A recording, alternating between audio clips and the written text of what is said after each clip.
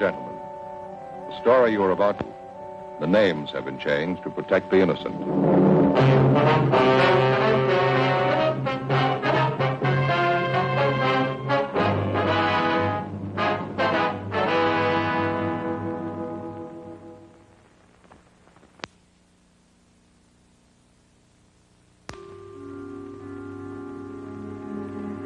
This is the city.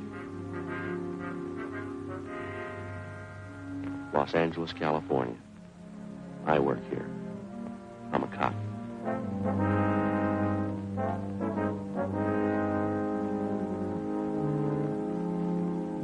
It was Monday, April 20th. It was windy in Los Angeles. We were working the day watch out of traffic division, hit and run felony detail. My partner's Frank Smith. The boss is Captain Calfee. My name's Friday. An aching wisdom tooth had kept me awake most of the night. I had an appointment with a dentist, and I was trying to stop the pain until then. I wasn't having much luck.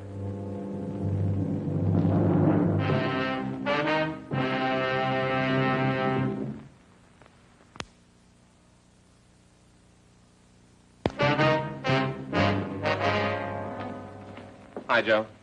Morning, Frank. How's tooth? Not much better, still aching. That's rough. A lousy thing kept me awake most of the night. You check with that dentist I told you about? Yeah, I did. He says it's a wisdom tooth. This one right up here. Let's see it. Well, it's this one here. Well, don't you want to show me? No, not particularly. Well, I'd like to see it. Why? Well, Joe, I know a little about wisdom teeth. Well, the dentist says it's got to come out. I'm supposed to see him this afternoon. Joe, my sister had the same trouble. Is that right? Yeah, she had them out. Wisdom teeth. Really hurt. Impacted. You know what that means? Jammed right up in there. Just hanging onto that jawbone. Yeah, I know. Had to pull them right out. Hurt terrible. Yeah. Hey, Joe. Yeah? Turn around this way, will you? A little more. Now, turn the other way. Yes, sir. Well, what's the matter now? Puffy. What? Your face is all swollen. It's puffy. Yeah, well, it didn't look that way to me in the mirror. You take my word for it, Joe. Face is swollen. Right there, see? Puffy. Yeah, it sure is tender. I imagine it is, Joe. Sure is funny about wisdom teeth, isn't it? What's that? Well, how some people never do get them. I never did. Is that right? Yeah? I got all the rest. No wisdom teeth. My sister had them, though. Yeah, you told me about that. She had them pulled. And that's another funny thing. What? Well, even after she had them taken out, she could still feel them. She could, huh? Yeah, for 5 or 6 days, they still hurt. This is after she had them pulled. Yeah, 5 or 6 days. I forget exactly how many, but they still hurt. They weren't there. Still hurt. Funny, isn't it? Yeah, that sure is. Well, don't you worry about it, Joe. The old doc will yank them right out. You'll feel a lot better then, too. Sure. Much better. Yes, sir. 5 or 6 days. Still hurt. Yeah, did you see the skipper this morning? Oh, yeah. I ran into him down the hall. Got something here we're supposed to check out. Now, what do you got? Dead body report. What's the story on it? Well, the victim's Edward Raymond Stokes, 732 Delano Street, apartment 2. His body was found in a gutter near 63rd and Vermont. 3 o'clock this morning. No witnesses. Only one piece of evidence. Yeah. Skid marks near the body, that's all. Apparent hit and run. Where's the body now? Neighborhood mortuary out there. Emerald Hills Funeral Home. One of the deputy coroners handled the body, a fellow named Jonathan Larimore. Anybody claim the body yet? No. Okay, you ready? Yeah. The skipper says if we need any help, Rogers and McClendon are on hand. That's fine. I don't know, how do we manage to draw all the choice ones, do you know? I guess we live right. Skid marks and a dead body. Yeah. Well, guess we better get on it, huh? Right. Hey, what time are you supposed to see the dentist? I'm supposed to call him about 12:30. He'll tell me that. Doesn't look like we'll be able to make it now, does it? You should take care of that, Joe. Sure is funny. What's that? My sister. Same thing. Had them pulled. Her wisdom teeth. 5 or 6 days later, they still hurt. Really tough. 5 or 6 days. Yeah, you told me. I remember. You should try to get to that dentist today, though, Joe. You really should. Well, the way you lay it out, it really doesn't make much difference, does it? Huh? I still got 5 or 6 days.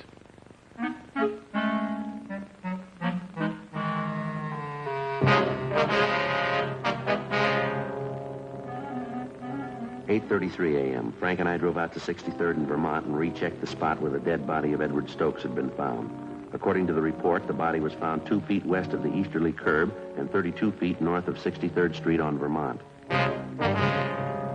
We examined the skid marks closely. They showed definite signs of being a lot older than 24 hours. The consistency of the rubber was weak, and there were heavy dirt smudges over them, indicating more wear than they could have possibly had since the estimated time of the victim's death. We got back in the car and drove to the Emerald Hills Funeral Home at Vernon and Denver Avenue.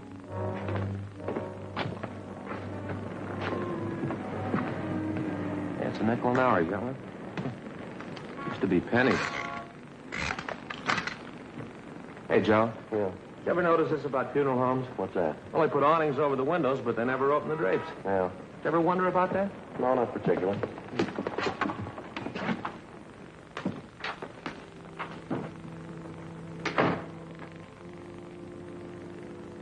Sounds like a funeral going on, doesn't it? Yeah. Still hurt? Yeah, a little bit. Still swole, too.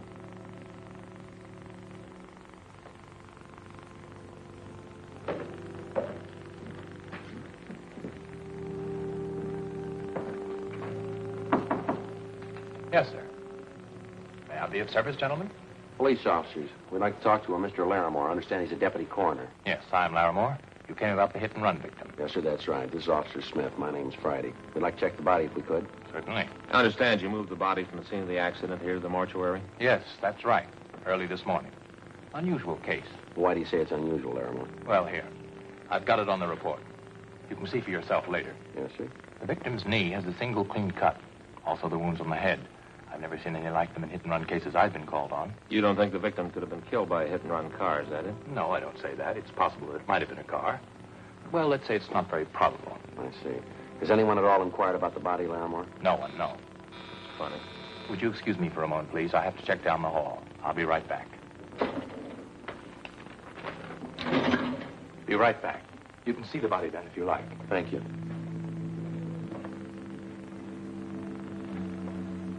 Well, Yeah, where do we start?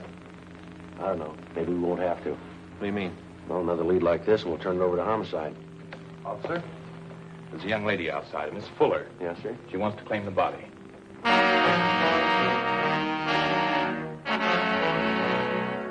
The girl was shown the body. She identified it as that of Edward Raymond Stokes. She gave her name as Marion Fuller, the victim's fiancée. After she recovered from her shock, she asked if she might sit down for a while and rest. How long did you know Edward Stokes, Miss Fuller? About 6 years, on and off. We've been together pretty much the last couple of years, though. Oh, my head. Terrible headache. Would you mind telling us exactly what happened while you were with Stokes last night? Everything you can remember. Oh, I can't think. This headache's killing me. Well, we should try, Miss Fuller. It's important. Well, Eddie and I had dinner at the Spanish Oven, place down on South Pig. That was about 7:45. Then we drove out to the Brown Barrel on Vermont. You know, the bar I told you about? Well, Eddie and I go there most of the time. We stayed there and drank and played a little shuffleboard. Yeah, go ahead. Well, we stayed a little too long and we drank a little too much. I started talking to this fellow next to me. Eddie got sore. He always got jealous when he was drunk. Poor Eddie. Did Eddie fight with this other man, Miss Fuller? No, I stopped him. That made Eddie mad. He never could drink right. Always wanted to pick a fight. Who was the other man, do you remember? No, I don't. I guess I had a lot to drink, too. Just some guy at the bar. Oh, this headache. Well, this won't take much longer. Just a few more questions. Would you hand me the rest of that water, please? Sure. Thanks.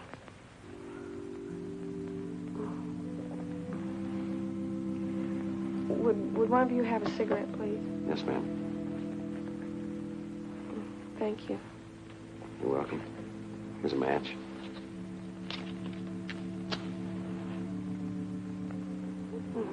I don't believe you got that. Thanks. Would you like to go on, Miss Fuller? What happened after you broke up the argument between Stokes and the other man? Same old thing. Eddie threatened to beat me up. He'd done it before, too, plenty of time. Yeah. Well, around 1 o'clock, I got to feeling sick, so I went outside and sat in the car. Guess I must have passed out there. In your car? No. Well, I guess it belonged to one of the fellows in the bar. I passed out, that's all I remember. Well, did you sleep in the car all night? No. I guess whoever owned it drove me home. Well, how'd they know where you lived? I don't know. Must have been one of our friends. I don't remember anything till this morning. They phoned me up and said Eddie was dead. Who phoned you, Miss Fuller? One of our friends. I don't remember. Oh, I had a rotten headache. Now, come on, you can do a little better than that, can't you? I tell you, I don't remember. I had a hangover. My head was jumping. They phoned and told me Eddie was dead. Somebody ran Eddie down. They found him in a gutter and he was dead. Poor Eddie. All right, Miss Fuller. Wonder if you'd mind coming with us. Where are we going? Downtown. We'll have a stenographer take your statement. We have a few more questions to ask you. Oh, look, can't you leave me alone? I got a terrible hangover. I never had one as bad as this before. Neither is Eddie. Come on, let's go.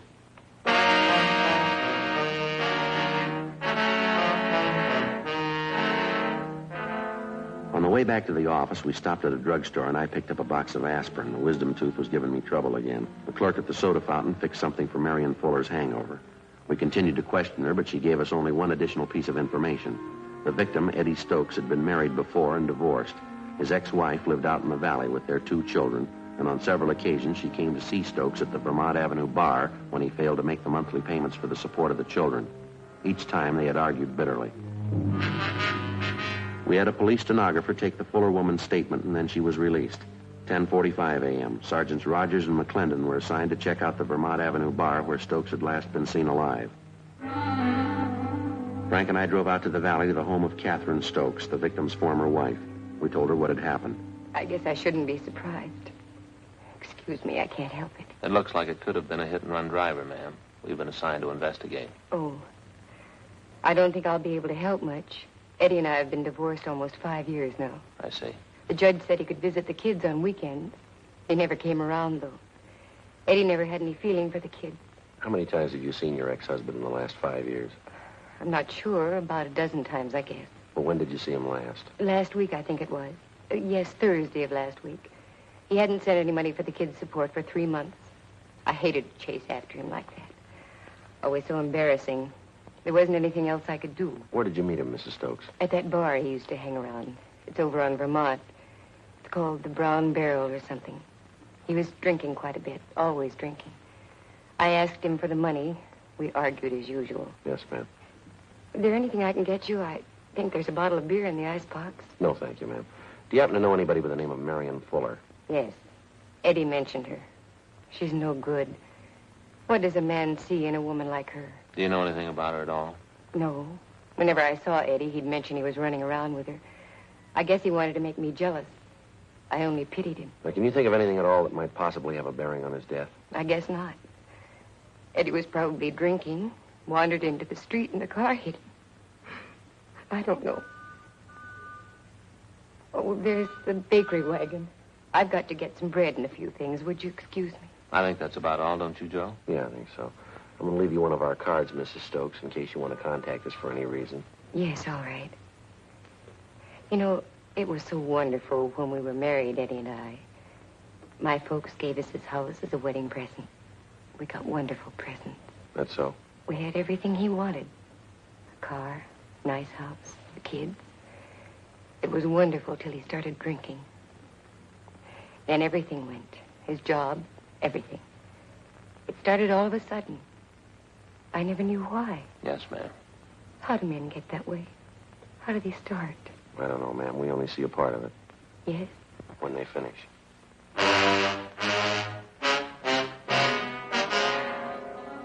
12 noon. Frank and I drove back into town to Vermont and 63rd Street for a meet with Sergeants Rogers and McClendon. They told us they'd checked out the bartender who'd been on duty the night before and also 7 of his customers. Their stories were almost identical. Each of them remembered seeing Eddie Stokes at the bar. Each of them remembered he was playing shuffleboard, that he was drinking heavily, that he left the bar at about 1:45 a.m. All of us had the idea that for some reason the bartender and the customers were lying. In most cases, it's hard to find 2 witnesses who tell identical stories, let alone 7. For the rest of the afternoon, Rogers, McClendon, Frank, and I spent our time canvassing the neighborhood in the vicinity of the Brown Barrel Tavern. 4:45 p.m., we checked the proprietor of a small butcher shop 2 blocks down the street from the tavern. Yes, sir, gentlemen. Can I help you? Police officers, you Mr. Murray? Yes, sir. I'd like to ask a few questions. Sure, glad to help if I can. You ever been in the Brown Barrel Tavern just down the street a couple of blocks? Brown Barrel? Yeah, I go there all the time. When was the last time you were there, Mr. Murray? Last night, wife and I went to the movies. We dropped in at the Barrel on the way home for a beer. I see. About what time was that, would you know? Oh, pretty close to 2. What's the matter? Some kind of trouble? Did you notice anything unusual while you were in there? Anybody fighting or arguing, something like that? No, we were only in there a couple of minutes. Well, now that you mention it, there was something funny happened. What was that, sir? Well, the bartender, Carl, and half a dozen of the neighborhood gang were back in one of the booths talking together. They seemed kind of nervous. None of them seemed to be having a good time. Yeah. The wife and I yelled hello at them, but they kind of gave us the go-by. Then this drunk came up to us. Never saw him before. Don't know who he is. I see. Say, excuse me, I've got an order to get out. Would you boys like to step back here? We can talk. Fine, thank you. Yeah, this drunk comes up to us and he whispers to me, say, you better get out of here. There's been a fight. Well, I don't pay much attention to him. He's pretty drunk. Could hardly understand him. I guess they have lots of fights in there anyway. Is that all he told you? There'd been a fight? Yeah, that time. He came back a couple minutes later and whispered the same thing. You better get out of here. There's been a fight, he said. Wife and I just laughed at him. I see. He said, I know all about it. Guy's been murdered.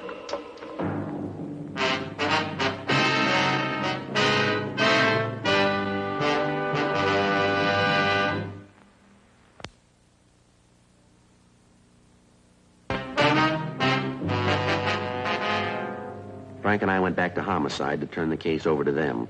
They asked us to handle the investigation for another day because they were short of men at the moment and because there was still a big doubt as to whether or not Eddie Stokes had really been murdered. Actually, the only solid lead we had was the second-hand testimony of a drunken witness, that and the deputy coroner's doubts that Stokes was actually the victim of a hit and run. We brought Marion Fuller back in and re-questioned her. She stuck to her story. She didn't remember anything. She was released again. It looked like we were in for a long night. I just talked to that butcher's wife, Mrs. Murray. Yeah, what'd she have to say? Asked her the same questions we asked Murray. She couldn't add much. Same story. Well, I don't know. It's got me. We don't know it's murder. We don't know it's a hit and run. I'm about ready for my vacation. I'll put in with you. That Fuller woman has got to know a lot more than she's telling us. Well, she's got a perfect out. She was drunk. The bartender swears to it. Well, that story's phony. It's got more holes than a piece of cheese. Whose car did she pass out in? Who drove her home? Who called her this morning to tell her that her boyfriend was dead? Hit and run felony, Smith. Oh, yeah, Rogers. Yeah? You did, huh? What's his name? I see. Yeah, we'll check it out right away. Rogers, he and McClellan are still out at the bar. Finally got somebody to talk a little. Yeah, what'd they get? The bar boy out there. Says there was a fight. Happened about 1:30. Doesn't remember who was fighting, though. That's not much help, is it? The bar boy's name is Milner. He told Rogers he went outside about 20 minutes to 2 to put out the garbage. He saw the Fuller woman asleep in a car parked outside. Did he know the car? Did you get the license number? No, but he spotted something on the windshield. Yeah. A traffic ticket. Frank and I checked with the sergeant of the watch at 77th Street Division. He told us Unit 12A5 was assigned to the area where the brown barrel was located. In checking their worksheet, we found that Unit 12A5 had issued a hang-on citation the night before to a car parked near 6330 Vermont Avenue, the address of the Brown Barrel Tavern. We checked the license number through our DMV, and we found the car was registered to a William R. Huddy, 14 Naylor Street. We drove to the Naylor Street address and talked to Huddy's wife. She told us we could find him in a bar on South Olive Street. 8:55 p.m., we checked in at the bar. The bartender told us that the lone man at the shuffleboard table was William Huddy.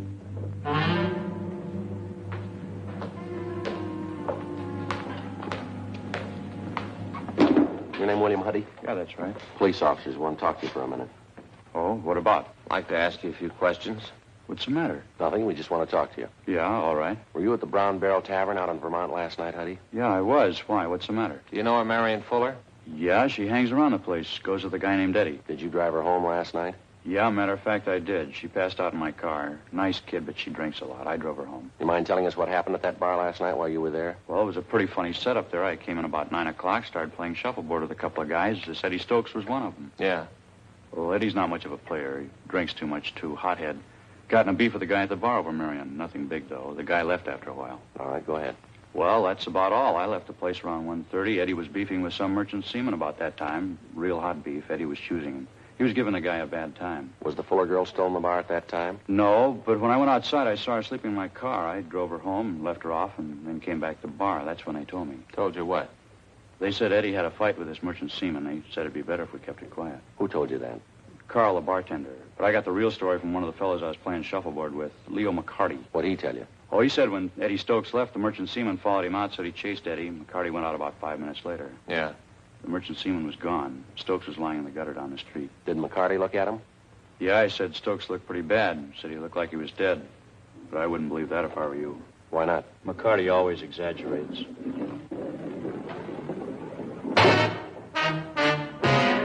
10:15 p.m. We had William Huddy come back to the office with us, where we questioned him further and took his statement. Then we had his friend, Leo McCarty, brought in, along with the bartender at the Brown Barrel Tavern and the customers that he'd framed his story with. McCarty was the first to give us the straight story, then the others followed.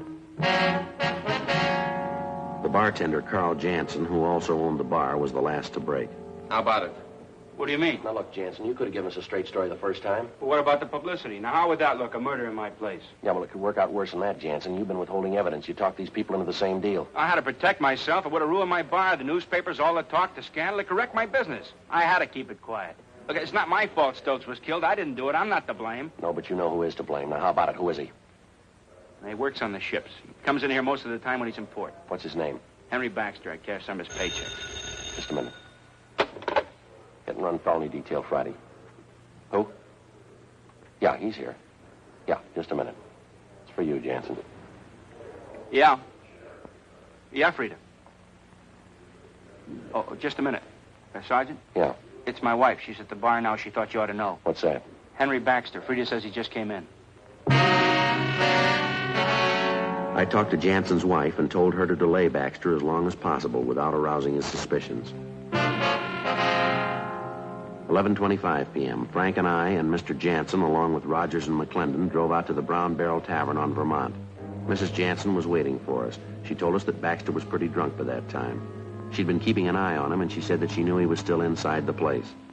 Rogers and McClendon went around to cover the back entrance. We asked Mrs. Jansen to go back in the bar and give no indication that anything was wrong. She told us approximately where Baxter was sitting.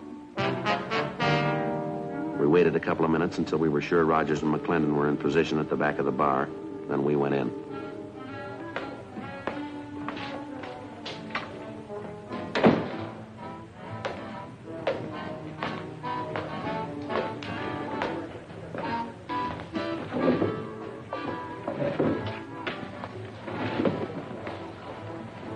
Where is he? That's him over there. Fellow in the gray suit? Yes, sir. Closest table. Waiter, give me another Coke High, will you? I asked it twice. That's him. Stay here. You the waiter, give me another Coke High. Your name Henry Baxter? What do you want to know for? Police officer. Stand up. Come on, get up. Put your hands on the table. Flat. I want to do it with a cigarette. Put it down. Come on, flat. Jansen, Yes, sir. you go around back and tell those other two officers to meet us out front. Yes, sir. Hands in back of me. Come on, get the other one back there. All right. What's this all about, anyway? What's the beef? You know what the beef is. Yeah. Lousy punk Eddie Stokes, wasn't it? It was him. I showed him how it was done. Yeah. How'd you kill him, Baxter? It was easy. I slugged him, pounded his head on the curb. He was drunk. Never know what happened. All right, let's go. Trying to give me a bad time. Now he knows. He knows what a bad time really is. I showed him. All right, come on, Baxter, outside. Come on, you can walk better than that. You lousy punk Eddie Stokes. I showed him how it was done, didn't I? I showed him. Yeah, you showed him. Come on. Thanks, Jansen. Yes, sir. You fellas want to take him downtown?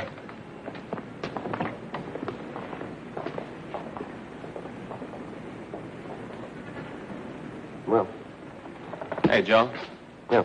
How's the tooth? The what? The tooth, the wisdom tooth. It's a funny thing. Doesn't hurt anymore. Pain's gone. You got to see that dentist. I don't see why. Doesn't hurt anymore. I don't know. I'll look into it next week, huh? Got a piece of news for you. Got an appointment for you tonight.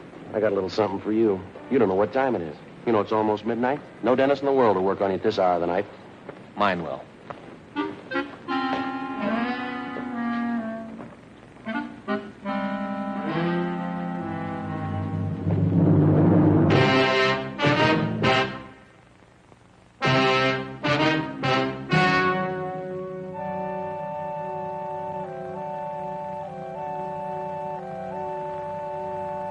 On July 30th, trial was held in Department 92, Superior Court of the State of California, in and for the County of Los Angeles. In a moment, the results of that trial.